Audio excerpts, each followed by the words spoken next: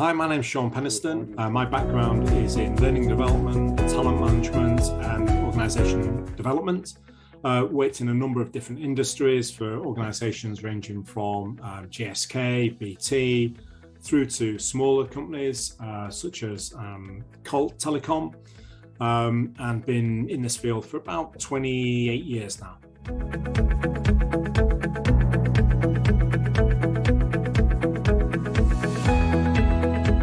In the coming decade, I think data and the ability to analyze data and gather actionable insights from that data will be one of the key skills that every organization will start to want to grow.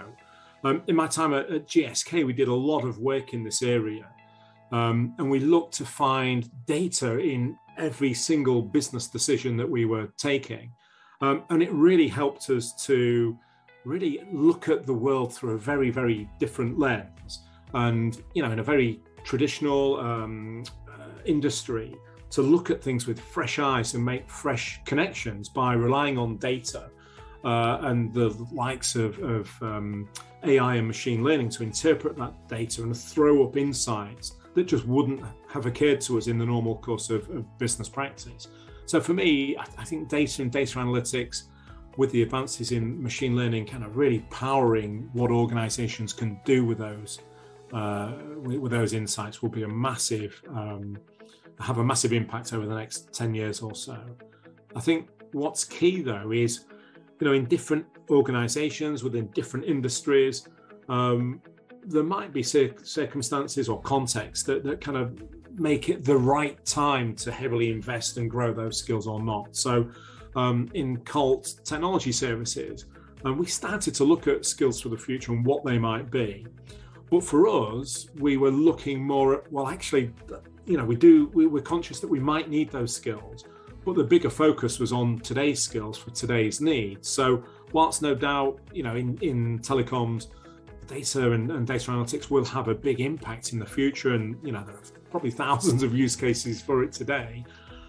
Each organisation is different, so I don't think it's a one-size-fits-all. And I think different organisations at different stages of their evolution in different industries will probably look at different technologies and know it's the right time for them to start building those skills and capabilities.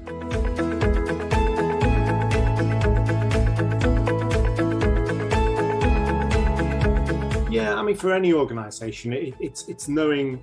It's balancing kind of what you need to do for today with what you need to do to ready yourself for the future. And for different organizations, it'll be different. So it's not necessarily, for every business to be really heavily investing in skills for the future. It might not feel quite right just now. But certainly for those organizations that I've worked with that are really interested in kind of trying to change the future of their organizations and trying to kind of have a big impact on the way the industry works and are looking to lead the industry, really kind of leaning into the art of the possible and to look at things that look at doing things so radically differently to how you've looked at them before. I think that really is key. And that, that open mindset, that growth mindset, that willingness to kind of experiment and try things and not be imprisoned by the rules of the past so much.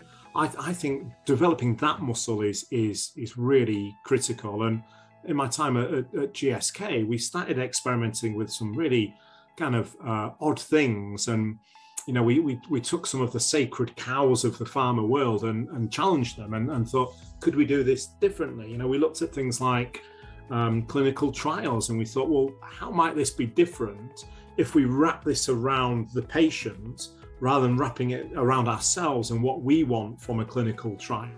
And we made some really big improvements to not only the process from a customer point of view, but the effectiveness of the process as well. And we made it so much easier for patients to kind of do what we needed them to do in those clinical trials, just by looking at the processes differently.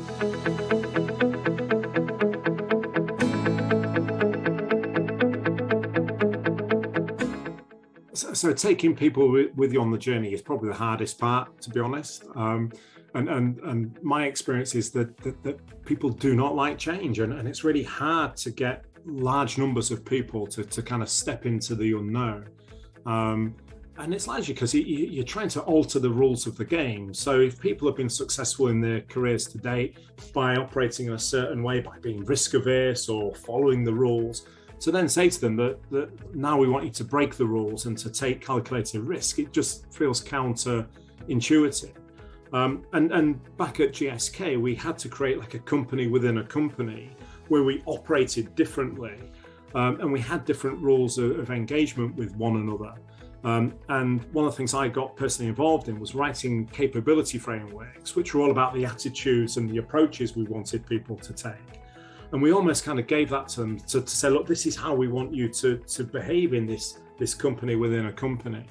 And even with that, at times it was hard for people to take that leap of faith and to do things that felt risky or counterintuitive to the way that they'd done things over their entire careers.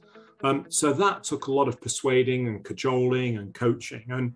And we asked our leaders to spend lots of time with their people, coaching them around the behavior. So not necessarily about the things we wanted them to do differently, but how we wanted them to think and to act. And this culture of working in a very sort of agile, experimentation-led way, and trying new things, testing out new hypotheses about the ways of working.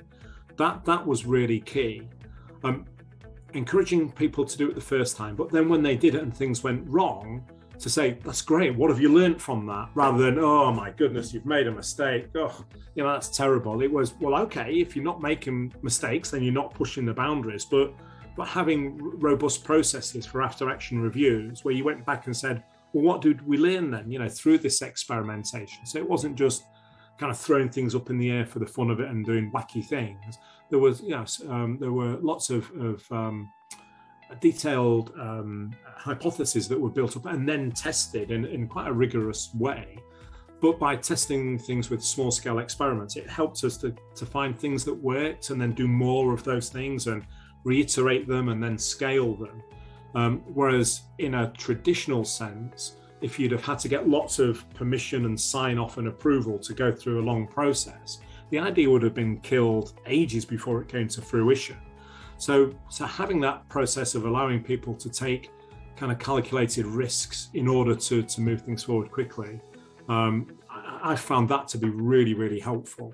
And the work we did to establish these kind of new rules of the game, this capability framework, and giving them that as a document that they could kind of hold on to and say, well, somebody said it was okay to work this way.